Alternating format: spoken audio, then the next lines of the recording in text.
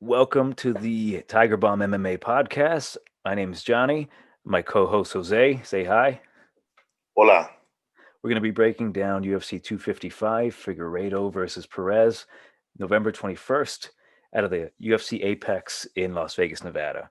We'll be going down the card, giving our predictions, seeing what possible routes we can do to make some money, put together some parlays, and then just kind of talk shit about the fighters as we usually do. And we'll start the breakdown with the first fight of the card, which is Louis Koske versus Sasha Paladnovic, some dude I've never fucking heard of. Louis Koske, last time I saw him was in the Contender Series, and funny enough about him, I bet against him and his brother when they were fighting in the Contender Series. I looked at the records, I wasn't too impressed. 7-0. The other guy, I can't remember, Orion Koske. I can't tell what his fucking record was, but I wasn't impressed. It just seemed like they were fighting low level talent, knocking them out. Yeah, they might have some skill, but I just wasn't overall impressed until I actually saw the fights and I saw the way they were going. And then mid fight, when I saw Orion fight, I was like, shit. It could be that these guys have pretty shitty records because no one wants to fight them. No one wants to fight them. And then that's kind of where I'm at right now. They are pretty bright prospects, in my opinion, in the division. This one takes place at welterweight, 170 pounds, and he's going to knock out this Sasha Plalala, fighting out of Hong Kong, but he doesn't look like he's from Hong Kong to me. What do you think, Jose? Yeah, Sasha. I think he's Polish. Yeah, he He's, looks he's Polish. That somewhere around fucking there. name, yeah. I haven't done too much research on this guy. But taking a look at the line, I do think Louis is going to win. I think the line's maybe a little too wide. So I'd say look into Louis finishing inside the distance, or maybe even by KO should bring the line down significantly. Yeah, his last fight was a first round knockout. So I am Yeah. looking to potentially bet that line.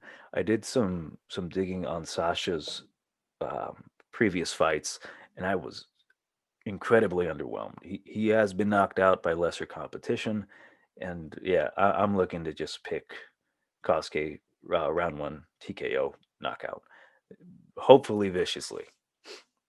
That'll be a good bet. Next up, we have Kyle Dockhouse versus Dustin Stoltzfus. So Kyle Dockhouse coming in as a pretty moderate favorite versus the Contender Series alum.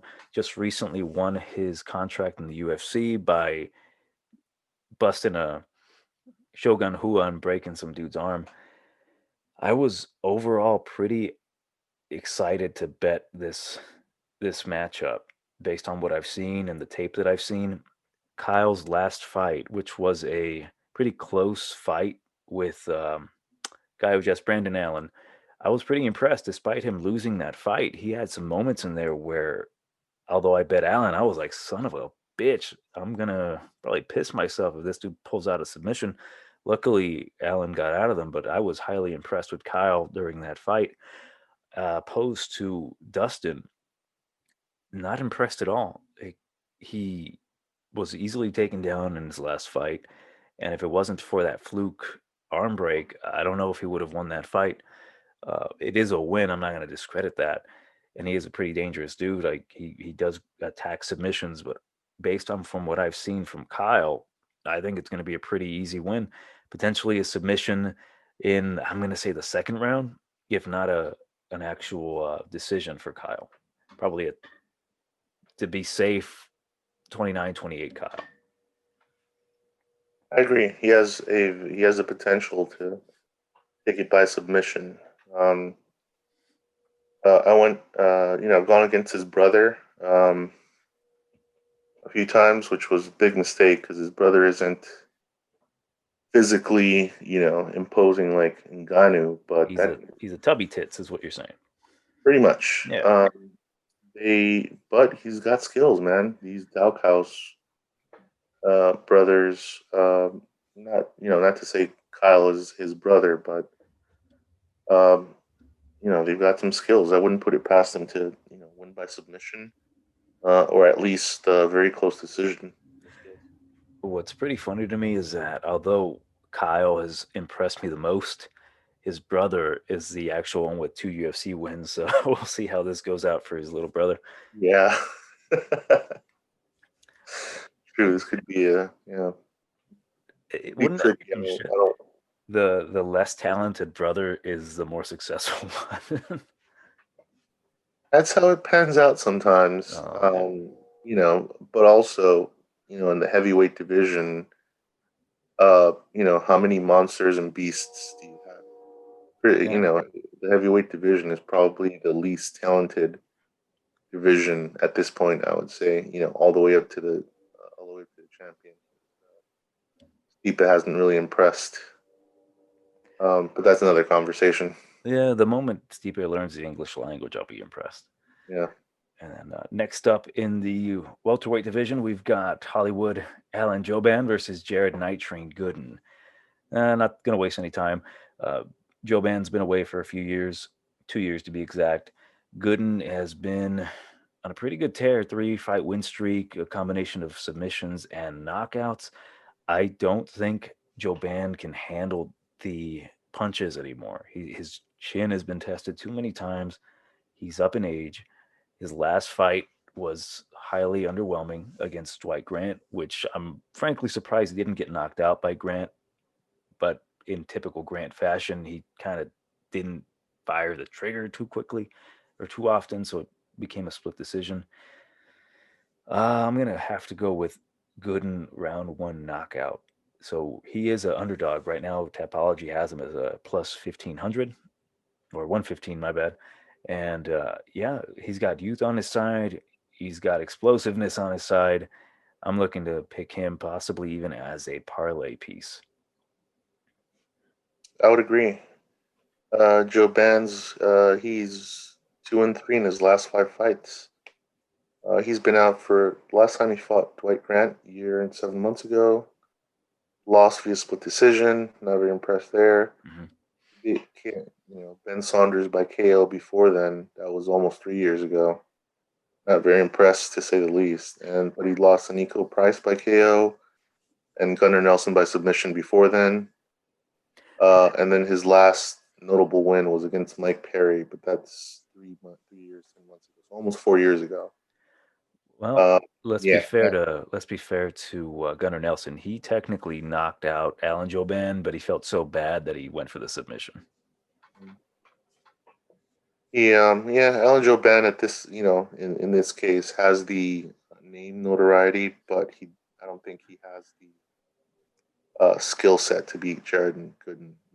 This is one of those moments where I could, uh, you know, make a joke, given Jared's nickname Night Train, but I won't.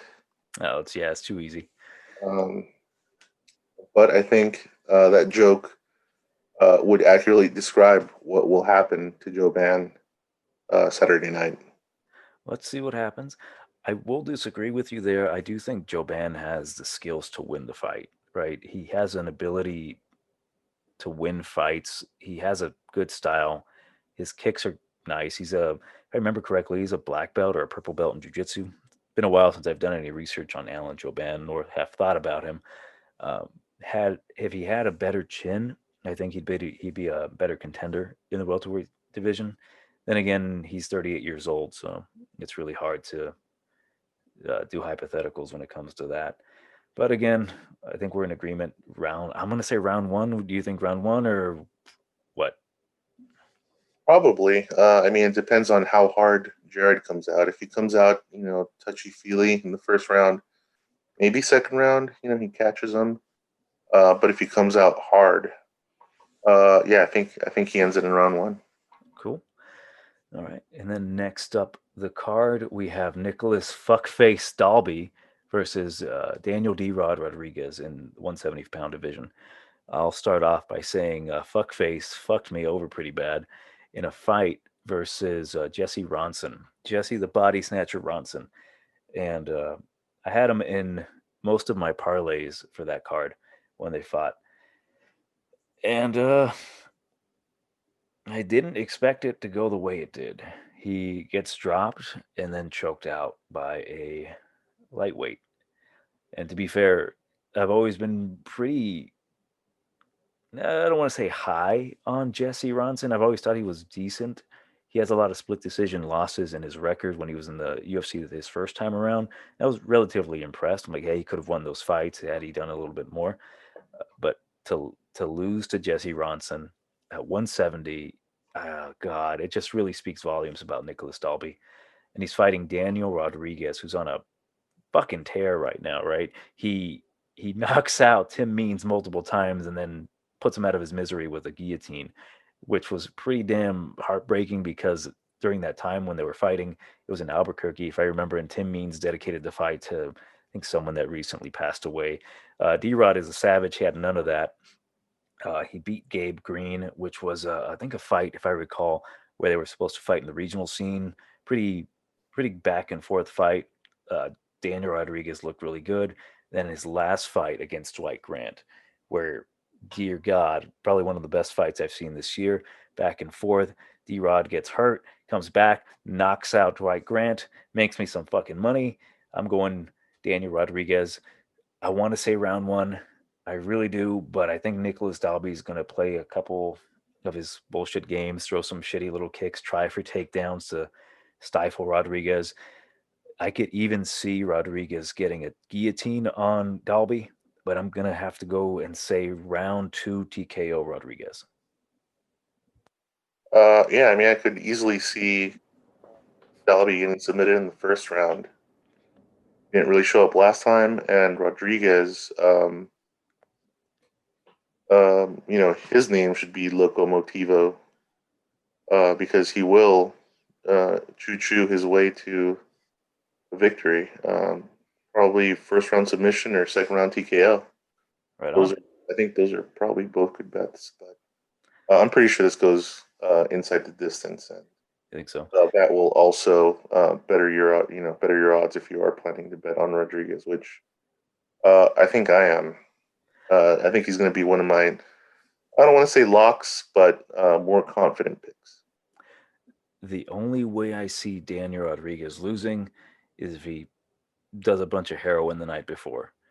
Mm. Just thinking, oh, it's Nicholas Dalby. I got this. He is a minus 335 moderate favorite. Should be higher in my opinion. I'm pretty high on Rodriguez overall, so I think we're in agreement there. Yeah, I think the line is definitely going to move. I think the line's going to come in on Rodriguez, and by fight night, he could be minus four or 500, I agree. not more.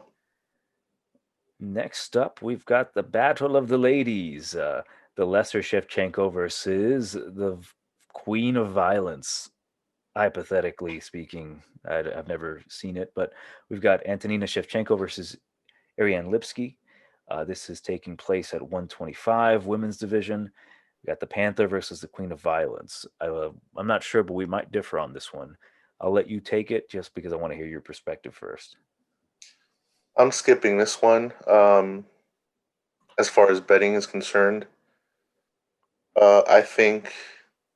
However, if you put a gun to my head to make a pick, I'd go with the slight underdog in Ariane Lipsky, just because Shevchenko has not impressed, especially in her last outing against Caitlin Chukagian. She knew what Chukagian was going to do. She still let her do it. Very disappointed. Um, she somehow, in her fight before that, she somehow got Lucy Pudilova in a submission. Not very impressed there with the rear naked choke. And before that, she lost to Roxanne Modafferi. So that was a pretty. She's had two very disappointing losses in the UFC. Knowing what her opponents were going to do, she didn't bother tightening up at the very least, her takedown defense. Because I think she has okay stand up, nowhere near as good as the superior Shevchenko. Um, but yeah, she's never bothered to fill in those holes. So I don't know what the deal is, considering she and her sister pretty much travel everywhere together and train together. I don't know why nobody's ever, you know, been straight with her and said, "Hey, your ground game sucks. You have to prove it." So Well, yeah, I'm gonna take Ariane. She's uh, wow, 10 years younger. Okay, I didn't see that, but wow, yeah, 10 years younger. I'm glad you brought up filling up holes during this matchup. Uh, Respect your pick for Lipsky. I have to disagree. I have not been impressed with her UFC run whatsoever. I'm impressed by the way she looks. That's about it. With Antonina, I do cut her some slack. Roxanne Modafferi finds a way to beat people. Despite her limited skill set, she is a top contender in the women's 125 division. Uh, Fucking sucks saying out loud. Um, Her fight with Lucy Pudilova, well, back and forth craziness. She ended up getting a rear naked choke, so at least I know that she has the capabilities to pull off submissions, at least one. And then her loss to Chukagian does that. If your ground game isn't up to par, he's going to take you down, grind you out. I'm going to go with Antonina. Her stand up, I think, is going to be enough to hold off Ariane. I don't think Ariane has any takedowns or any good takedowns that would, you know, cause her to dominate on the ground. I'm not going to be surprised if this goes to a split decision.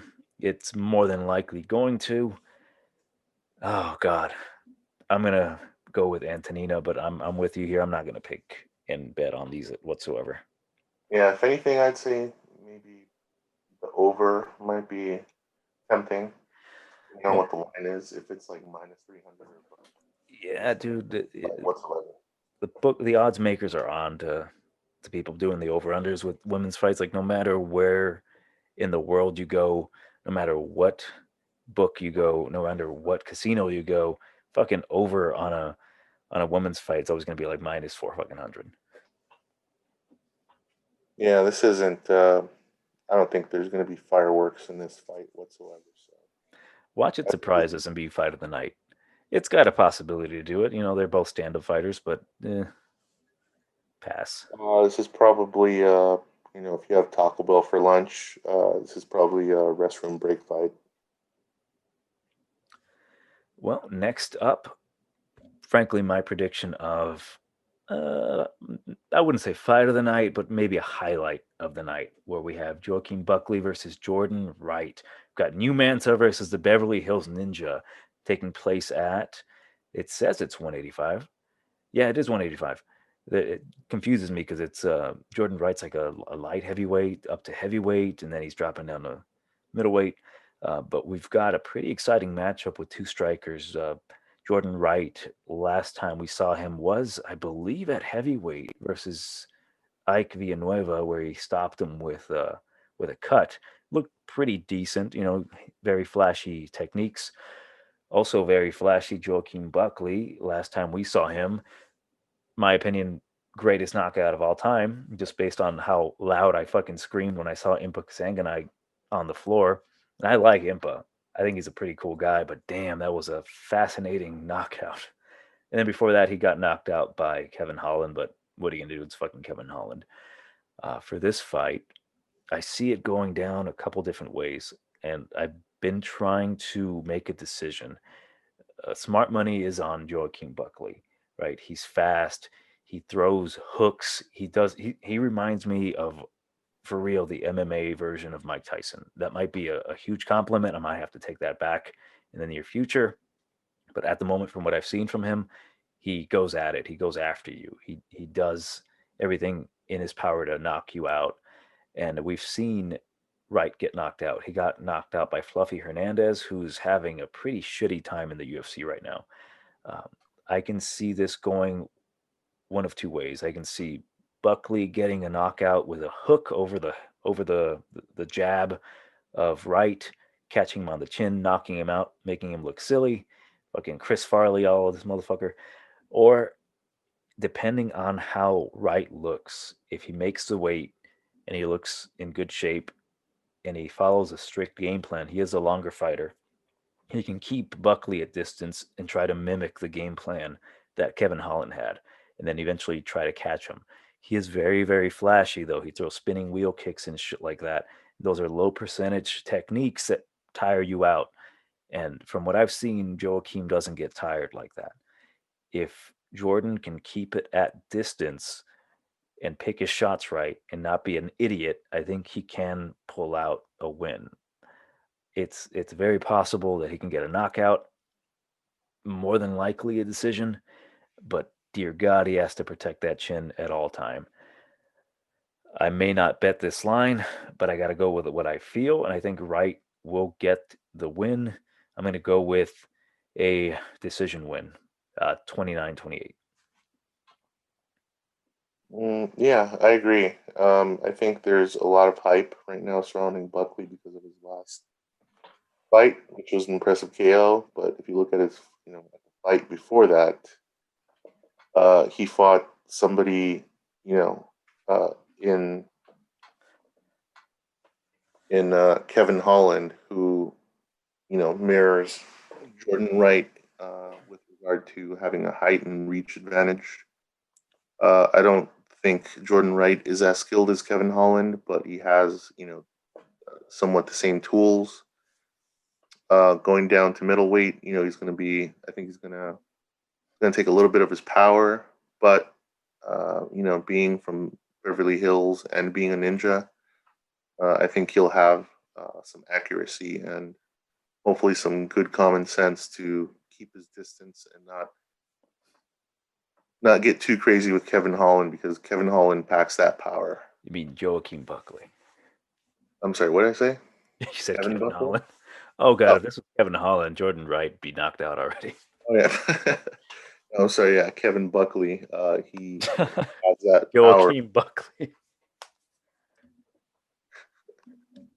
What did I say? Kevin Buckley? But I'll just say Buckley. Forget his Yeah, first. Buckley. Yeah. Yeah, I think even betting Jordan Wright by decision would be a pretty good bet. Uh, being a moderate underdog, this I think it's pretty decent money, plus 215, but you can probably get a better line getting him, but to win by decision. I think he'll be able to stay away from Buckley's power, whether his name is Joaquin or Kevin. And yeah, I think he edges the decision just because like I said, Buckley has that hype train behind him right now because of his finish with Impa. But I think Jordan has um, um, he's better at managing distance. So yeah, I'm also going with Wright. See, I will be frank with you. This might be one I might change down the line. Come weigh-in day, I might be flipping on Buckley real fast because right now this is super close for me. Like I want it. I really want to deep down want to say Buckley within the distance, just because that chin. I don't trust the chin of Jordan. Right? He. Uh, I can see him. I can already picture him on the ground, just ugh, fucked up. So mm, I'm gonna have to come back on this one. For now, I'm going right. I'm just gonna say officially decision, but Jesus, down the week I might be looking at Buckley. Yeah, I mean you have to take the weigh-ins into consideration because this is all speculation until they actually get on the scale. You get kind of a read from them. And even sometimes within the fight itself, if you're into live betting, somebody does well in the first round, like for example, was it last week or the week before? Um, if you were watching the Claudia Gadelha fight, she did great on the first round, and if you happen to have bet the house on her, that was kind of a stupid thing to do because she lost the next two rounds, and so that's a case where you keep telling yourself not to bet on women's MMA, and yet you stupidly go back and bet the house on women's MMA, especially on a fighter who is more of a who's more into Instagram than actually fighting nowadays. Yeah, so I forgot where I was going with that, but um, except to say, I'm not betting on women's MMA. A little side note: Tiger Bomb MMA is notorious for betting women's MMA, despite actively telling people not to ever bet women's MMA. We just tend to get really good feelings about it, and we end up bitching about it to each other on a weekly fucking basis. That's right. Women's MMA, that's one of the creeds of Tiger Bomb. Not to bet on women's MMA, but we somehow always get caught up in our own excitement and let adrenaline and bad decisions, not brought on by drinking or drugs, lead the way. It's a borderline retardation between us. We call it the Agapova rule. So, a little bit about us that you know.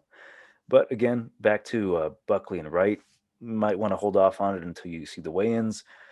Uh, we'll, we'll we'll leave it at that. But next up, we've got Battle of Brandons. We got Brandon the Baby Assassin Moreno versus Brandon Raw Dog Royval, and this is one of the fights I'm really excited to watch. This is taking place at 125 between these two. I want to say Mexicans. I know Baby Assassin's Mexican. I think Royval is, but it's gonna be a fun fight. Um, really tough to pick just because Royval really made me some money last time versus Midget Boy from City Kickboxing, Kai Kara France. Oh boy, very very fun night for me. There were some things about that fight I didn't like. His getting dropped multiple fucking times was not a good look. That was concerning, very much so. Despite him getting the finish, I wasn't thrilled about that. That really gave me a couple scares. For Brandon, he has shown me a couple different things throughout his last few fights. He drew with Askar Askarov, who just recently beat Pantoja, a guy that actually beat Brandon Moreno. But neither here nor there. He decision Kai Kara France, Brandon did. And then his last fight was a win over Jussier Formiga. And I bet him during that fight. And to be honest, I was pretty scared that he wasn't going to get the decision. He managed to pull it off with his grappling, I think off the bottom. Between these two, they're both submission guys. Um, Brandon's boxing has gotten very crisp over the last few years. He's able to put them together. His 1-2s are nice. His grappling is great. As for Royval, he's a wild man in there, right? He's a really good submission guy. He can snatch a neck. He will find a submission. Uh, my concern is that because they are both around the same height, we've got Brandon at a 5'7", and then Royval at 5'9", with similar reach. I think they're both used to being the bigger guy in there at flyweight. So it might be interesting to see the dynamic of how they adjust. Um, Overall, though, I think I'm going to go with Moreno by decision, as much as it pains me to pick against Royval because he can win a fight out of nowhere. He has the ability to end the fight with the submission. But smart money, in my opinion, would be Moreno to win by decision. I don't think they'll be able to submit each other or knock each other out. I agree. While I was very impressed with Brent Royval's last two wins by submission, I think Moreno will be able to not get submitted. And I think he's maybe a little bit better on the feet, not by a lot. I think the lines are fairly accurate and they reflect just how close this fight is. Well, Brandon Moreno's a slight favorite, probably going to end up maybe minus 200, depending Mhm. on when he comes in on Royval. But yeah, this is going to be, I think, the closest fight in terms of just how their skills line up, and but I think the experience maybe is what is going to take Brandon Moreno to take this by decision. I agree. Yeah, he has fought. They fought close to the same competition if we compare the fights with um, Kai Kara France. Although Brandon Royval has finished his fights more impressively and actually finished the fights, I think the competition that Brandon has fought has been the stiffer competition. And with this being a eliminator bout for the next flyweight championship bout, it's going to be interesting, really. Like, I might not bet this one. I'm just going to enjoy it, see these two Mexicans try to knock each other out, and go from there. I agree. Yep. Next up, the highly anticipated bout. This is the Rocky 2 of MMA. We've got Mauricio Shogun Hua versus Craig the Bear Jew. Did I say Craig the Bear Jew? Paul Bear Jew Craig. Um, I'm just going to say Craig by decision. Uh, this is a fight where I am not too hyped for.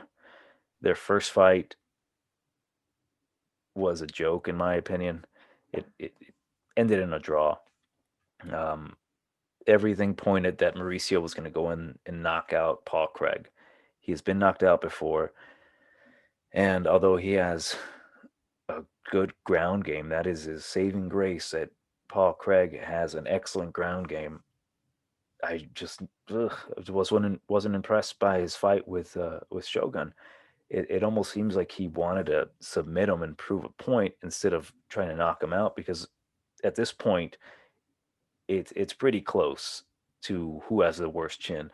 Shogun has deteriorated so bad over the last years. In my opinion, I thought he lost the fight with Noguera. Uh, got lucky in that one. Fuck it, give it to him. But his chin has been highly suspect over the last few fights. So I can see Craig knocking him out. I can also see Mauricio knocking out Craig. So it all depends on, frankly, how stupid Paul Craig wants to be. If he keeps it standing and then potentially tries to land some takedowns and just lays and prays on him, he's going to win it. No doubt about it. But I'm staying away from this one. I'm probably going to watch it, probably be on my phone while it happens. If Paul Craig can somehow submit Hua, I'll stop talking shit about him. What's your opinion? I see this. I also see this as Paul Craig's fight to lose. I think he has a skill set to beat Shogun, um, which isn't really saying a lot these days. I also agree. I think Shogun lost the fight to Noguera, but he got the decision somehow. So kudos to him. He got his win bonus or whatever. Um, but yeah, I mean, this is Paul Craig's fight to lose. If he comes in laser focused, just pieces up Shogun on the feet, and if he can knock him down somehow and keep controlling the ground, yeah, he'll win the decision. But if he, for some reason, just turns off his brain and does what Bearju does in his losses and his last fight with Shogun, then yeah, it could easily be another draw, which would be lame. I think it's funny that we both sounded super depressed talking about this fight. Yeah. I Just mean, I am, I don't want to say I'm jumping on the Bearju train, but, I do see him slightly edging out Shogun, but then again, that really doesn't say a lot for your skill set if you can't beat a. I know Shogun is only 38 years old, and that's not the end of, it's not like he's 80, but in MMA years, he's had a ton of fights, oh yeah, a lot of wars. So and his body, very well reflect, at least twice his age. And if Bearju can't take advantage of that, then yeah, I mean you know, he's going to be the next journeyman in that division. absolutely. And fun little side note: you and I, we were both at UFC 104 in the Staples Center in LA watching Machida versus Shogun. That was actually my first UFC event, and when we left and we went to King Taco, we were just saying like, "Oh, Shogun's back. Shogun's back. Oh, he's gonna. Oh my god. And then what? 10 years later, here we are, super depressed, talking about his fight with Paul Craig. God, how things have changed. I know 10 years is a long time, but he's fighting Paul Craig for God's sakes. Yeah, but it's these guys. Shogun's success and I guess the height of his skill set goes back to Pride. So that's mid 2000s. So that's Yeah, we yeah, hold those steer at that time. What was it, 2009? That fight took place. So it was fresh in our yeah, heads. yeah. But Shogun's height of skills and combat prowess and whatnot goes back probably 15 plus years. Hmm. So his early 20s, he was a killer. But you know, his body has just deteriorated. Skill set, I think, is still there, but he's just not fast enough to pull the trigger. And he has that caved in chest that still freaks me out. Yo, dude, I used to have thoughts about him when he wears little shorts, and now his muffin top sticks out, and I'm just like, fuck. Yeah, man. Caved in chest, muffin top, and that high pitched voice. That doesn't help, man. That's 3 counts and you're out, man. Yep. And let's get back to heterosexuality and talk about Caitlin Chukagian versus Cynthia Calvillo, taking place at the 125 division female. Just not to waste any time, I think Calvillo's going to outgrapple her. Uh, it's going to be close, right? Chukagian's not an idiot. She knows how to grapple. She's pretty good. She's long, she's tall, she can throw kicks. Downside is that we found out she's got a belly like Matt Brown. One little tap, go down. Um, I think Calvillo, if she's smart, I know she's got pretty good hands for boxing. Her grappling's pretty solid. If she taps the tummy, potentially, I don't want to say she's going to get a knockout. I don't think that'll happen again. I think Chukagian will be wise to it, but she'll for sure target the body. And then as she's defending the stomach, she'll go for maybe a single leg and then just ride out the rounds. For sure, decision. I see Calvillo winning decision. I agree. I think Chukagian, her plan is probably to just push Calvillo against the fence, control, and waste time. Not really impressed with Chukagian in her wins. Less impressed in her losses. She isn't really um, she hasn't really impressed at all. I don't see Calvillo, winning by knockout or anything like that. I don't think she's physically imposing like Jessica Andrade. Um, and I think the line's way off. Should be closer. Should be closer to a pick 'em. I But yeah, agree. I'm staying as far away from this as I can. This is MMA, and I am going to do my best to actually not put any money on this whatsoever. Huh, right on the money. Um, I will say Chukagian can bust out her famous technique, which is a split decision win.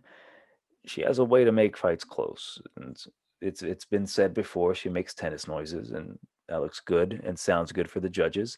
I don't think it's going to work with Calvillo. She'll be, I would say, the slightly faster fighter, and she's more of a grappling oriented fighter. So yeah, although they're both grapplers, I think she'll have the edge. Yeah, if it's on the ground, Calvillo, I think, will dominate. And if she can keep it on the ground for at least 2 rounds, it'll be a 29-28 fight, Fuck. probably. Assuming the judges don't get that wrong, too. Oh yeah, fucking 30-26 for Yeah. blonde fighter, 30-27 Calvillo, and then 28-28 for some fucking reason. Those judges have been really pissing me off lately, man. Yeah. All right, but next up at 170 pounds, we have Platinum Mike Perry versus Tim the Dirty Bird Means.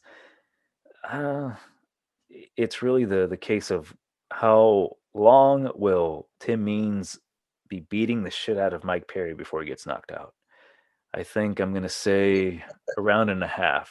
Then Mike Perry catches him with his black power bombs, and then he knocks him out in the first round. I'm going to say, fuck it. I'm going to make a bold prediction. I'm going to say at a minute 45 into the first round, Tim Means is going to be eating a lot of smacks, a lot of fucking long range attacks.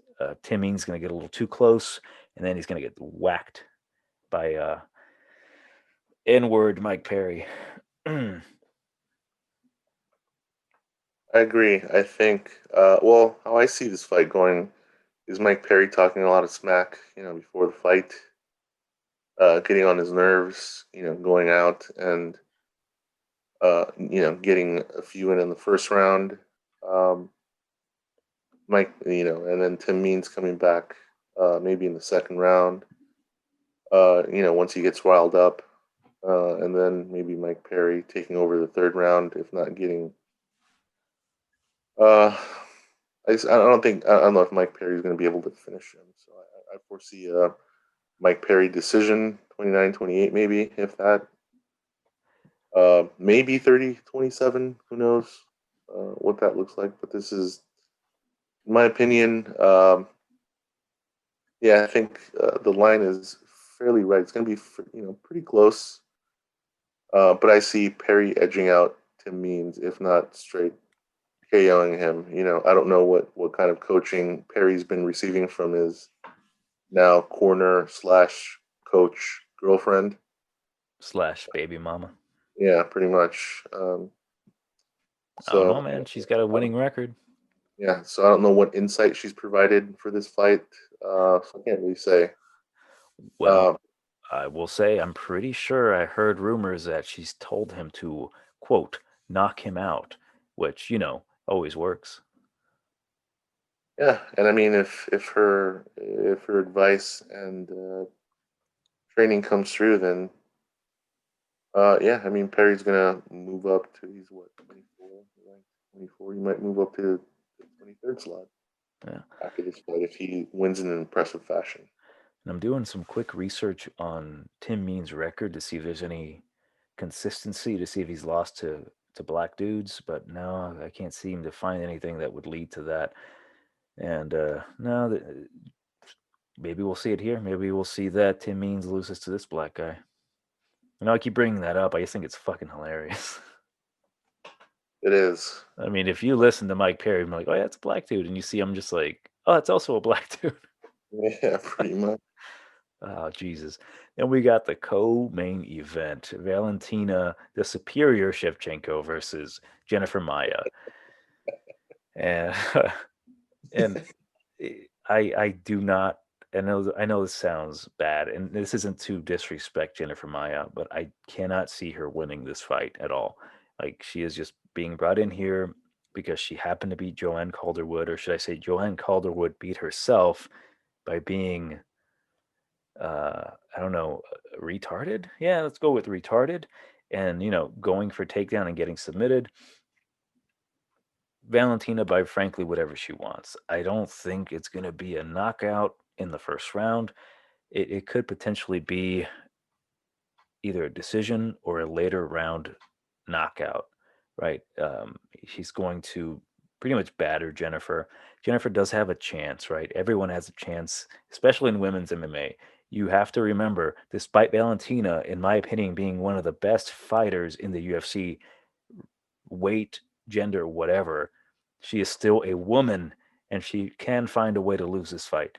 But based on my respect for her and the fact that she rocks the shit out of some cowboy boots in person, I'm going to go with Valentina Shevchenko, fourth round TKO. That sounds pretty accurate. I really don't know how well Jennifer Maya's chin is going to hold up, but she is going to get the shit beat out Agreed. of her. Valentina, I mean, the line on Valentina is insane.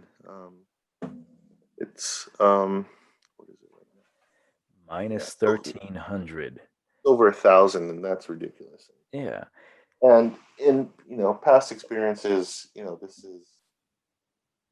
this isn't really, the skill set doesn't really mirror Rousey and Holm. but the line does. Um, and it's very close to what the line was on home when she, had kicked Rousey into the 2020s.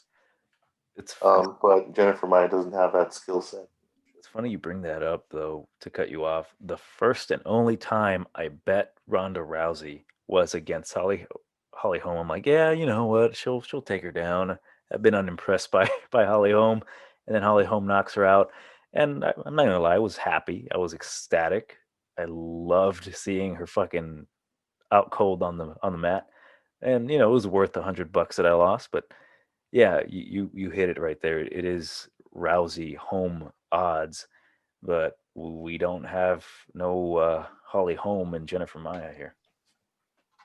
And she has a submitter's chance, not a puncher's chance, but she has a submitter's chance to somehow catch her if Valentina gasses out. But the likelihood of that happening, Valentina is not one of those champions that rests on her laurels. She keeps training. She's,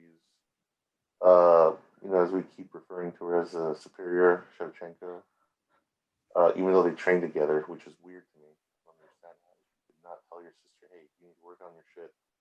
Well, everyone Well, needs a punching bag, dude. yeah. I mean, it's so weird. I would imagine it's a weird conversation, one telling the other, fill her holes um, in her game, that is. Um, but yeah, I mean, being her sister, I wouldn't, I still don't understand why she doesn't, force her to fill those holes in her game. Um, yeah, I mean, I'll stay away from this one, not because I don't believe in Valentina, but just because the line is insane. Um, Valentina by KO or even Valentina by decision would be fine. But Valentina's ground game is very underrated. Yes, it is. And let me Need look to- up Jennifer Maya while you're talking. I want to see if she's ever lost by submission, and doesn't seem like it. Back in the day, Vanessa Bordeaux beat her by armbar. I'm even confident enough to say Valentina can get a submission on Jennifer Maya. And yeah, fuck it, why not? I might even put a couple dollars on that just in case I like the line. It should be pretty high up there, really. Let me look it up while we are talking.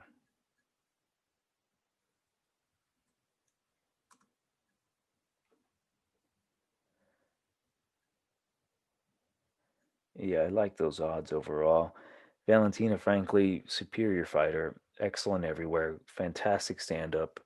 Her ground game, funny story about her ground game. I bet against her versus the Venezuelan, what's her name?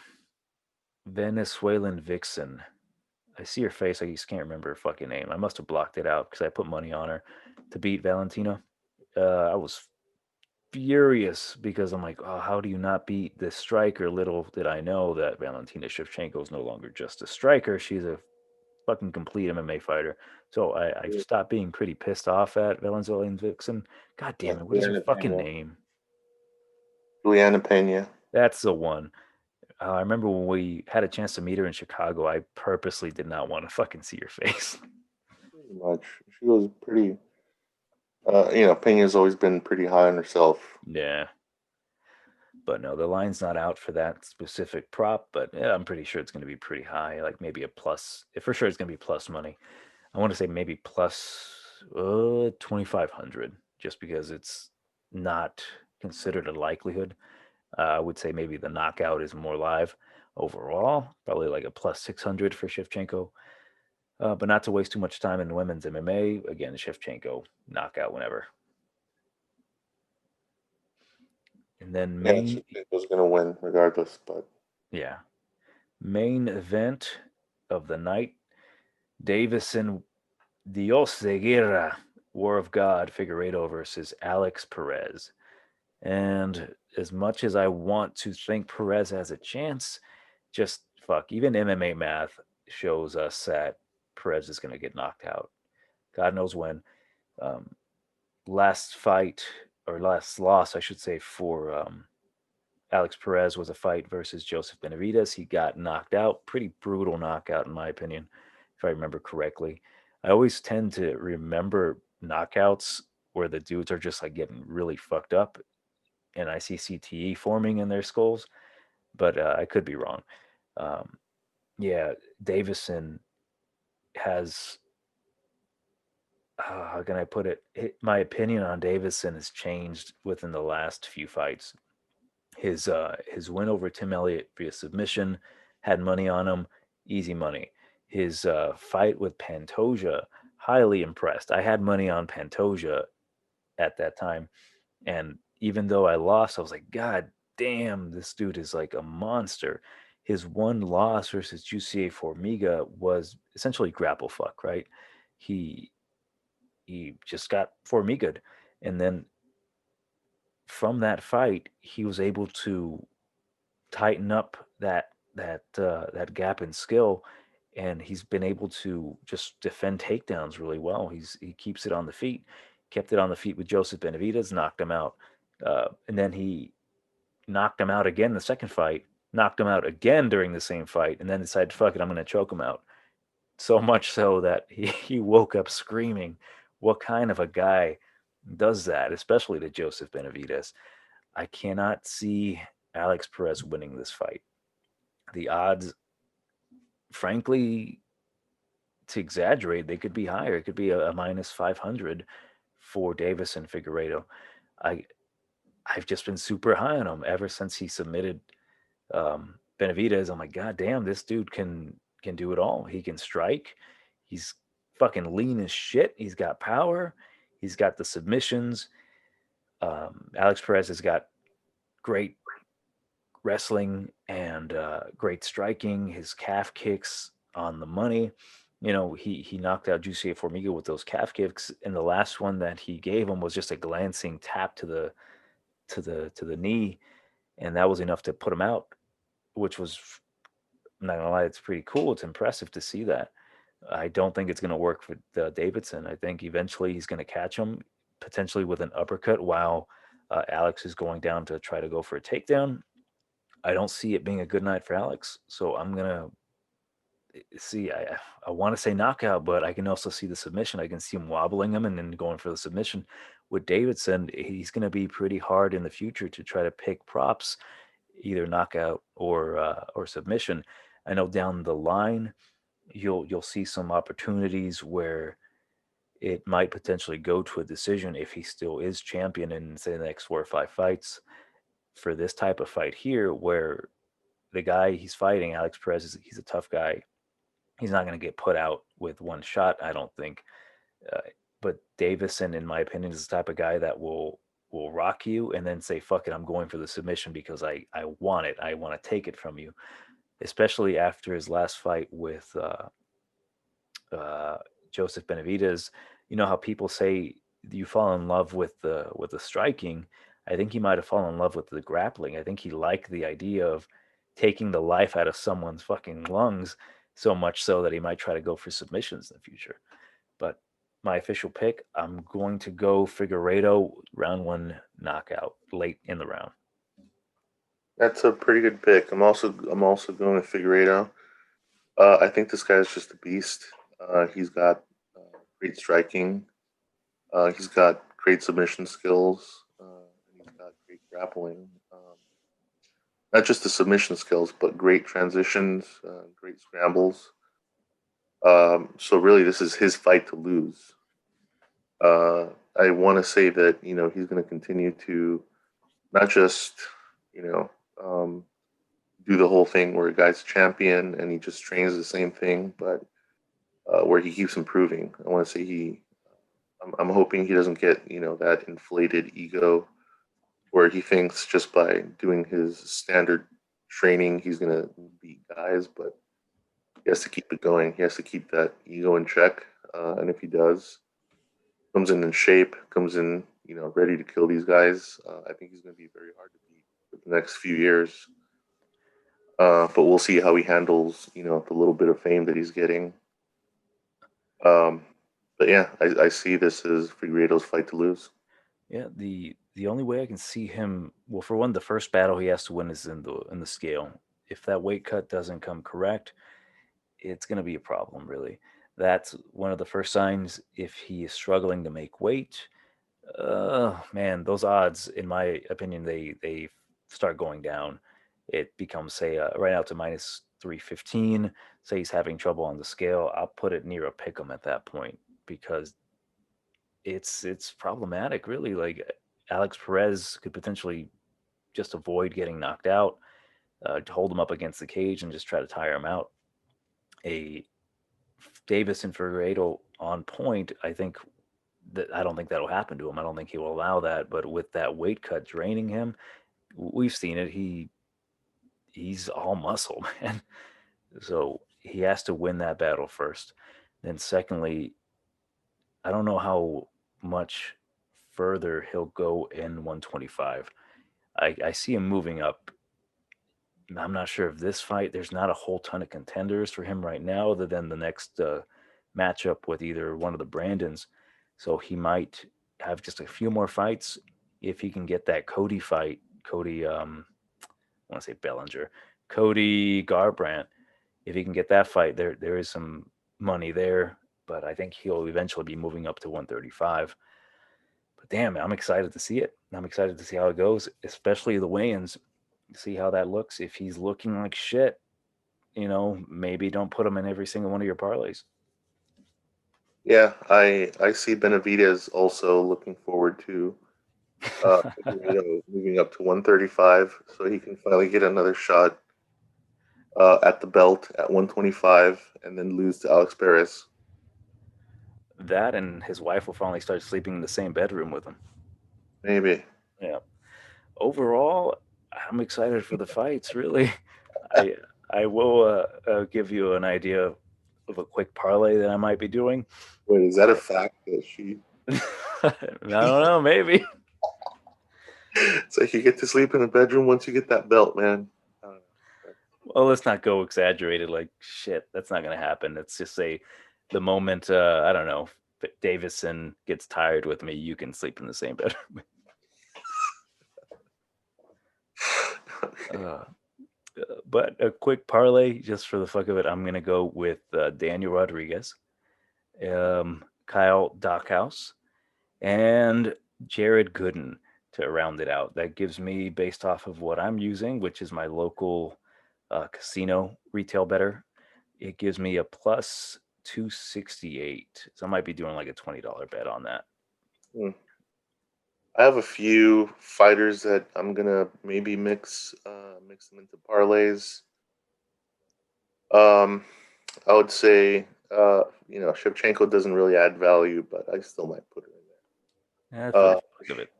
For sure, Figueiredo, Shevchenko.